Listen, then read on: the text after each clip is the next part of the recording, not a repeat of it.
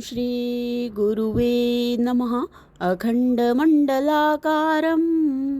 व्याप्तं येन चराचरं तत्पदं दर्शितं येन तस्मै श्री गुरुवे नमः।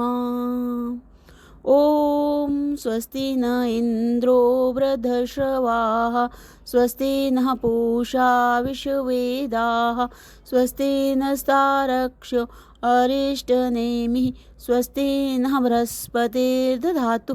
ओम शांति शांति शांति। ओम। प्रणाम। भगवान स्वामी अखंडानंद सरस्वती जी महाराज जी द्वारा विरचित साधना और ब्रह्मानुभूति से आज हमारा नया टॉपिक स्टार्ट हो रहा है भगवान, जिसका नाम है अपौरुषेयता का अभिप्राय। स्वामी जी बता रहे हैं कि वेद शब्द का अर्थ ज्ञान है। वेद पुरुष के शिरोभाग को उपनिषद कहते हैं। वेद पुरुष के शिरोभाग को उपनिषद कहते हैं। उप माने व्यवधान रहित, नि माने संपूर्ण और शब्द माने ज्ञान ही उनके अव्यवर्थ हैं, अव्यव अर्थ हैं। अर्थात वह सर्वोत्तम ज्ञान जो ज्ञेय से अभिन्न एवं देश काल वस्तु के परिच्छेद से रहित परिपूर्ण ब्रह्म है, उपनिषद पद का अभिप्रेत अर्थ है। इसलिए जब तक ज्ञान के स्वरूप का ठीक ठीक विचार न किया जाएगा, तब तक उपनिषद क्या है ये बात स्पष्ट नहीं हो सकेगी। तो अब स्वामी जी बता रहे हैं कि पहली बात जो है विचार करने वाली वो ये है कि ज्ञान जो है वो स्वतः प्रमाण है, परता प्रमाण नहीं। इसका अभिप्राय यह है कि किसी भी पदार्थ का यथार्थ निश्चय करने में ज्ञान ही अंतिम निर्णायक होगा। संपूर्ण व्यवहार अपने ज्ञान के आधार पर ही चलता है। किसी भी विषय के होने एवं ना होने का निर्णय करने का ज्ञान ही अंतिम कारण होगा। उदाहरणार्थ, विषय की सत्ता इंद्रियों से, इंद्रियों की मन से, मन की बुद्धि से और बुद्धि की ज्ञान स्वरूप आत्मा से निश्चित होती है। अज्ञान का अनुभव भी ज्ञान ही है। अज्ञान का अनुभव भी ज्ञान ही है, परंतु ज्ञान को प्रमाणित करने के लिए क्या ज्ञान से भिन्न पदार्थ की आवश्यकता होगी? प्रमाता प्रमाण प्रमेय की त्रिपुटी ज्ञान के द्वारा ही प्रकाशित होती है। प्रमाता प्रमाण प्रमेय की त्रिपुटी ज्ञान के द्वारा ही प्रकाशित होती है। इसलिए ज्ञान की सिद्धि के लिए उनकी कोई अपेक्षा नहीं है। यूँ भी कह सकते हैं कि इस त्रिपुटी के भाव और अभाव का प्रकाशक ज्ञान ही है।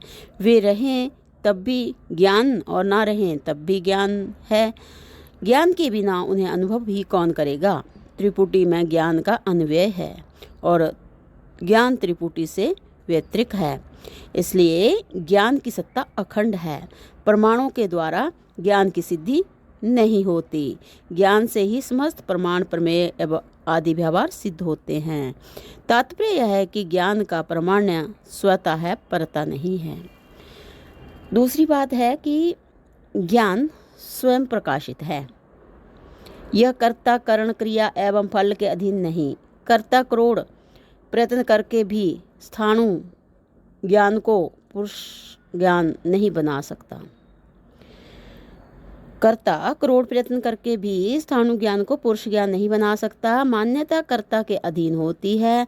वह अपनी बनाई हुई वस्तु को गणेश माने, सूर्य माने, बाद में फेर फार कर दे, यह बिल्कुल ही छोड़ दे, इन सब बातों में स्वतंत्र होता है। परंतु यह ज्ञान नहीं है, यह तो कर्ता की कृति है, कर्ता की कीर्ति है। कर्ता की कृति है, इस जिसको वह स्वयं गढ़ता है और बाद में स्वतंत्र मान लेता है। ये मान्यताएं प्रत्येक कर्ता की, संप्रदाय की, जाति की और राष्ट्र की अलग अलग हो सकती हैं और होती हैं, परंतु ज्ञान सबका एक होता है। स्थानों को भिन्न भिन्न पुरुष, चोर, सिपाही, भूत के रूप में मान सकते हैं,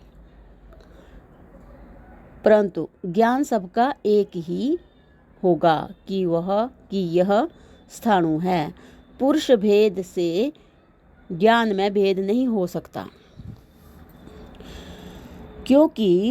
किसी भी पुरुष के द्वारा अथवा पुरुष विशेष द्वारा ज्ञान का निर्माण अथवा रचना नहीं होती।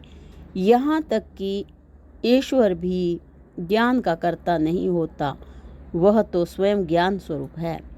यदि ईश्वर ज्ञान का कर्ता हो तो ज्ञान रूप कर्म के पूर्व ईश्वर में ज्ञान का अभाव स्वीकार करना पड़ेगा। परंतु ज्ञान का अभाव किसी भी प्रमाण अथवा अनुभव से सिद्ध नहीं हो सकता। वह प्रमाण या अनुभव भी तो ज्ञान स्वरूप ही होगा। अभिप्राय यह है कि ज्ञान साधना साध्य नहीं है, सिद्ध है। ज्ञान जो है वो साधना साध्य नहीं है, सिद्ध है। उसके कारण के रूप में अज्ञान की अथवा ज्ञानांतर की कल्पना नितांत असंगत है। इसलिए ज्ञान स्वयं प्रकाश है। तो इसमें भगवान आगे की जो तीसरी बात है, इनको हम अगले सत्संग से कंटिन्यू करते हैं। प्रणाम भगवान। ओम शांति ही शांति शांति ही ओम।